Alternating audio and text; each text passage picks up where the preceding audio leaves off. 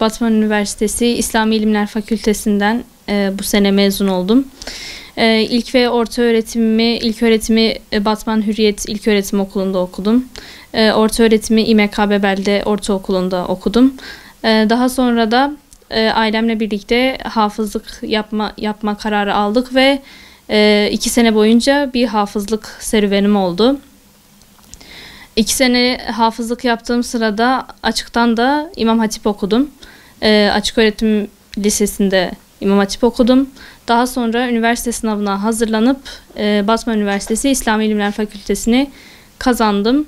Bir sene hazırlık sürecimiz oldu. Daha sonra da işte 4. yılımızı bu sene bitirdik. Evet, Batman Üniversitesi'nde İslami İlimler Fakültesini 1. olarak bitirdim. Hocamın desteğiyle hem Arapça hem Farsçadan yabancı dil sınavlarına girdim. İyi düzeyde puan aldım. Şu an İngilizce çalışıyoruz. İnşallah İngilizceden de istediğim bir puanı alabilirim. Birincisi, ben zaten okumayı çok seven biriydim. Yani okul hayatımda da öyleydi. Hafızlığa başladığım zaman da bu şekilde devam etti. Yani okulu bırakmayı hiçbir zaman düşünmedim. Medrese okuyanların genelde çoğu okulu ya açıktan bitiriyor ya da bitirmiyor. Okulu tamamen bırakıyor. Ben bırakmadım, devam ettirdim. Açıktan bitirirsem de üniversiteye örgün gitmeyi hep düşündüm. Bu hedefime de ulaştım çok şükür. Üniversite sınavına abimin kitaplarını çözerek, çalışarak hazırlandım. Yani isteyince olabilecek bir şey olduğunu aslında göstermek istedim ve olabilecek bir şeymiş, imkansız değilmiş. Evet, hem medrese eğitimi alıp hem dışarıdan okul okumak zordu. Hatta benim hafızlığımın son döneminde ben okula gidemedim. Gidemediğim için benim bir dönemim uzadı. Böyle zorlukları vardı ama isteyince, azmedince oluyormuş. Açıkçası okulun olduğu günlerde, okula gittiğimiz günlerde çok fazla eve geldikten sonra ders çalışma fırsatımız olmuyordu. Eve geldiğimde daha çok o günün derslerine tekrar bakabilme fırsatım varsa bakıyordum. Bakma fırsatım yoksa da hafta sonu o hafta işlediğimiz konuları, dersleri tekrar açıp kendime ders anlatıyordum. Yani kitabı okuyordum, kendim hocaymış gibi kendim kendime anlatıyordum. Bu şekilde daha kalıcı oluyordu benim için. Okula gidip arkadaşlarıma da çok ders anlattığım oluyordu. Bu şekilde bilgiler bende daha kalıcı oluyordu. Böyle bir çalışma yöntemi geliştirdim. Evet, benim 2. sınıfta bayağı zorlandığım bir ders vardı. Daha doğrusu bütün öğrenciler olarak çok zorlandığımız bir dersti. Umutsuzluğa kapıldığımız tabii ki de oluyordu ama çok şükür ben hiçbir zaman vazgeçmedim. O ders için bazen geceye kadar oturup çalıştım. Hatta sınava 2-3 hafta kala bile sırf o ders için oturup çalışıyordum. Çok şükür yani zorlandığım bir o konu vardı. Onu da iyi bir puanla geçmiştim o dersi de. İslami ilimler açısından topluma faydalı olmayı tabii ki hepimiz istiyoruz.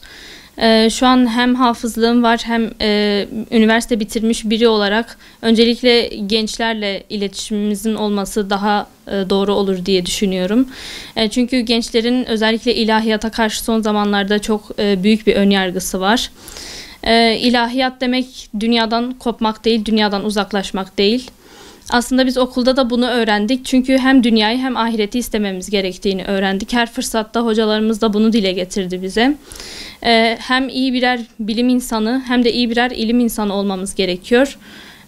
Gençlere de bu tür tavsiyeler verebilirim. Yani İslam'a yaklaşmak demek, İslami ilimler öğrenmek demek, dünyadan uzaklaşmak demek değildir. Evet, şu an okulum bitiyor. Yüksek lisans yapmayı düşünüyorum inşallah. Dil puanları bunun için almaya çalıştım. 2 tane dil puanım var. Yüksek lisans yaptıktan sonra da inşallah doktora ve daha sonrasını düşünüyorum. Yani bir yerde bir akademisyen olmak istiyorum. Çünkü okullarımızda çok az kadın hocalarımız var. Benim şu an okuduğum okulda 2 ya da 3 tane kadın hoca var. Bu da öğrencilerin aslında ihtiyacını gideremiyor. Çünkü kız öğrencilerin sayısı çok fazla. Sürekli erkek hocalardan ders almak istemeyebiliyorlar. Erkek hocalara karşı daha rahat davranamayabiliyorlar. Sormak istedikleri şeyler varsa bazı öğrenciler soramayabiliyorlar.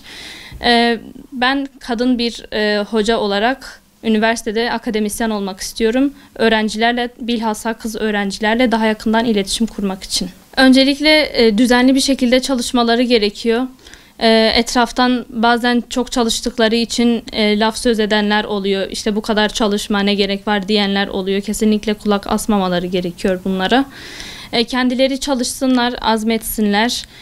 Yapamayacakları şeyler yok. Çünkü yapanlar da onlar gibi birer insan. Sadece daha fazla çalıştıkları için daha iyi yerlere gelebiliyorlar.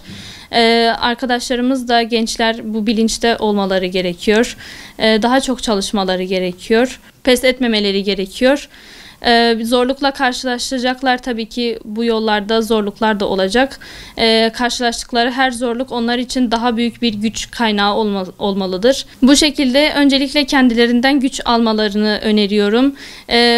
Kimseyle rekabet yapmak aslında öğrencileri çok yıpratan bir şey. Ben rekabeti de çok doğru bulmuyorum. Kendilerine rakip olsunlar. Ben okul okuduğum sürede de bir puan alabiliyorsam demek ki bunun daha yükseğini de alabilirim diyerek kendimi sürekli böyle motive ettim. Yani ben bir 90 alabiliyorsam demek ki 95 alabilecek bir kapasitem var diye düşünüyordum. Hep buna odaklanıyordum. Hep daha fazlasını istedim. Azla yetinmedim. Çünkü azla yetinen insanlar bir süre sonra bir yerde takılıp ilerleyemiyor. Daha fazlasını istemeleri gerekiyor. Kendilerine güvenmeleri gerekiyor. Kimse onları zorla bir şeyler yaptıramaz. Öğrencilere kimse zorla bir şey yaptıramaz. Kendilerindeki ışığı kendilerinin fark etmesi gerekiyor. Ve bu şekilde yollarına devam etmeleri gerekiyor.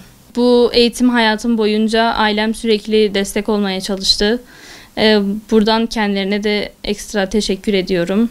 Hocalarıma teşekkür ediyorum.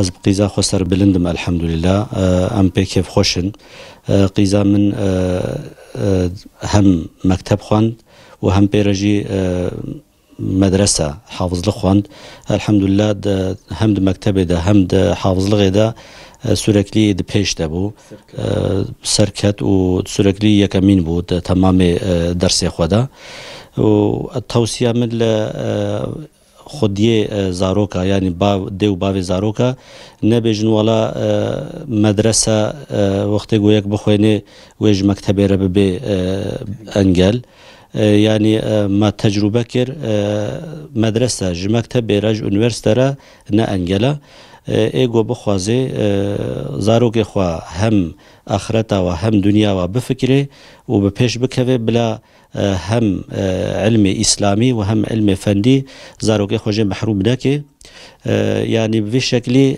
hem em dünya ve hem axireta ve inşallah me kazanç bikin ser bikevin tavsiye min li tamamê dêw bava got zarokê xwe di pêş de aqîda we û di pey de jî dunya we bi wan bidine hînkirin bidine fêmkirin